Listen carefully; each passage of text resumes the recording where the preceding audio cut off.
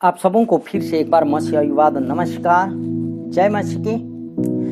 हम इस समय फिर अपना इस चैनल में आप लोगों को स्वागत करता हूं। हमने इससे आगे बपतिस्म क्यों लेना और कैसे लेना बल्कि हम लोग ने सुन लिए और सीख लिए। आज मैं लगातार इसी टीचिंग को बपतिस्म के बाद का जीवन कैसा होना चाहिए बोल के कुछ बातें बताने चाहता हूँ। आइए मेरे साथ खोलिए मत्ती रचित सुसमाचार 13वां अध्याय 1 पद से 9 तक हम लोग पढ़ेंगे।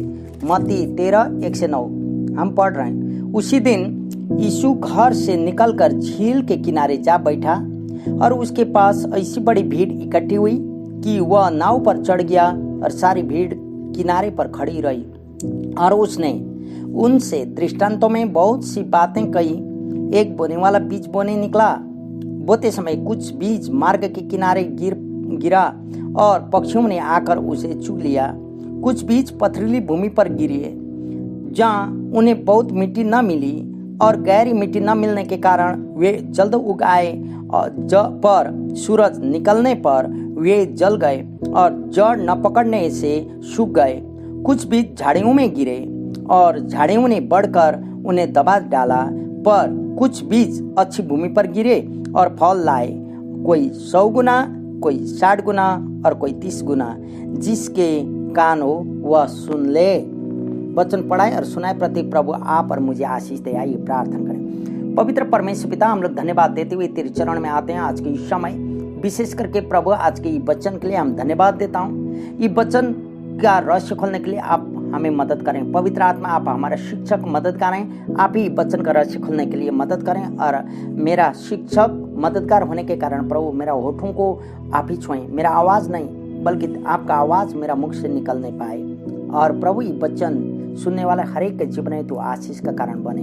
महिमा आपकी हो यीशु का नाम में, आमीन। मेरे प्रियो, यह दृष्टांत जो मत्ती के पुस्तक में से हमने पढ़े, यह मत्ती का पुस्तक में पहला दृष्टांत है जिसे यीशु प्रभु ने कहा है।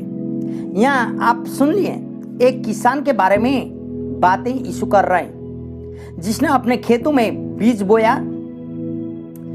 यहाँ पर बोने का परिणाम का विषय में जोड़ दिया गया है। मेरे प्रियो, यहाँ पर बीज 4 प्रकार की जमीन में गिरा हुआ देखाता है। देखें वर्ष 4, हम सबको एक एक करके लेके जा नहीं सकते हैं समय का बावजूद, लेकिन 4 वर्ष को देखें। बोते समय कुछ बीज मार्ग के किनारे गिरे और पक्षियों ने आकर उन्हें चुग लिया। इसका मतलब मार्ग के किनारे गिरा हुआ बीज जिसे पक्षियों ने आके चुग लेता है। दूसरा 5वां वर्ष में देखिए फिर क्या बोलता है। कुछ बीज पथरीली भूमि पर गिरे जहाँ उन्हें बहुत मिट्टी न मिली और गहरी मिट्टी न मिलने के कारण वे जल्द उग आए।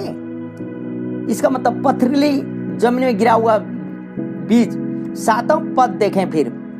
7वां पद में बोलता कुछ बीज झाड़ियों में गिरे और झाड़ियों ने बढ़कर उन्हें दबा डाला। इसका मतलब कांटीले कांटों के बीच में मध्य में गिरा हुआ बीज। 8वां पद देखे था। पर कुछ बीज अच्छी भूमि पर गिरे और फल लाए और 100 गुना, कोई 60 गुना और कोई 30 गुना। हालेलुया। अच्छी भूमि पर गिरा हुआ बीज।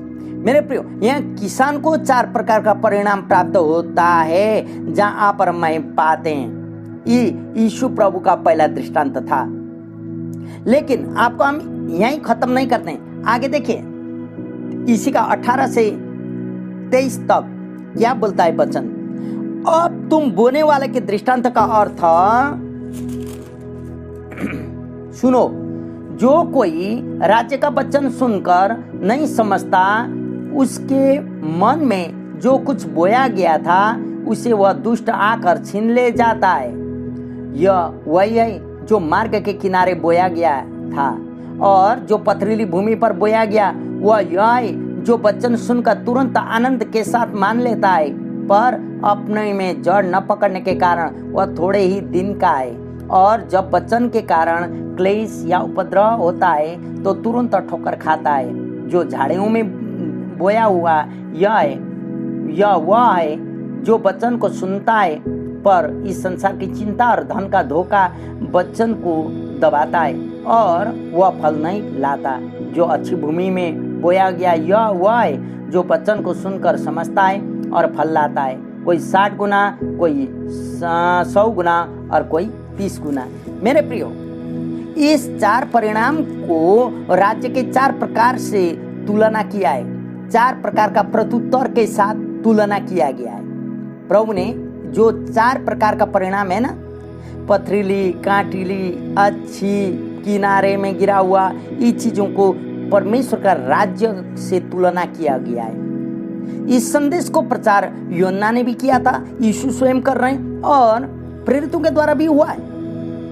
पहली बार कोई संदेश को सुनता है ना, परंतु उसे नहीं समझ आता, वह शैतान तुरंत आता है और बोया हुआ वचन को चुरा ले जाता, प्रचार किया हुआ वचन को चुरा ले जाता। यदि आप मत्ती का पुस्तक 13 अध्याय के 38 से 39 पढ़ेंगे, पहला यूहन्ना 5 का 19 पद पढ़ेंगे तो आप जानेंगे वह मार्ग किनारे का है। मेरे प्रियो, जो वचन सुनता लेकिन समझ नहीं पाता और दूसरा आके शैतान आके उसको चुरा ले जाता। लेकिन पथरीली भूमि का बीज वह है जिसको कोई जड़ नहीं होता, विश्वास कर लेता, बपतिस्मा ले लेता, सारा चीज कर लेता, लेकिन उसमें अपने आप में कोई कुछ नहीं होता और वो कुछ दिन के बाद में धोखा में पड़ जाता है और उसके कारण वो खत्म हो जाता है। यहाँ बता, कंट्री बीज और पथरीली जमीन का एक ही है, कांटा के बीच में पड़ा हुआ क्या है कि चिंता और धन का लोभ का कारण उसे दबा देता है। मेरे प्रियो, झाड़ी के बीच में वो विश्वास तो करता है लेकिन लोगों को देखते डरता, अपना धन संपत्ति हर एक चीजों को चलते, बेटा बेटी का शादी भी हर एक चिंता उसको दबा लेता है, वो बढ़ नहीं पाता। वो पथरीली भूमि पर बीज उस व्यक्ति के विषय में बताता है जो वचन को सुनता है परंतु गिर जाता है, ठोकर के कारण बन जाता है कहीं ना कहीं, इसीलिए उसको पथरीली जमीन के साथ तुलना किया।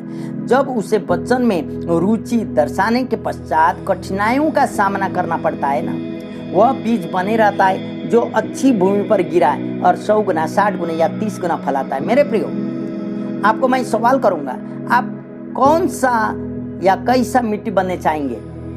क्योंकि यहाँ प्रभु वो भूमि का स्वर्ग राज्य के साथ तुलना कर रहे हैं। आपको आज यहाँ एक अच्छी भूमि है, एक पथरीली भूमि है, एक झाड़ियों का है किनारे, आप कौन मिट्टी बनने चाहते हैं? अच्छी मिट्टी बनने चाहते हैं तो प्रेज द लॉर्ड, क्योंकि 2 कोरिन्थी 5 का 7 ऐसा कहता है, जो कोई मसीह यीशु में वह नई सृष्टि है, पुराने बात बीत गए, आओ हम नए चाल से चलें। मेरे प्रिय, अभी आप यीशु प्रभु को ग्रहण किए, आज्ञा को पालन करते हुए जल का दीक्षा लिए,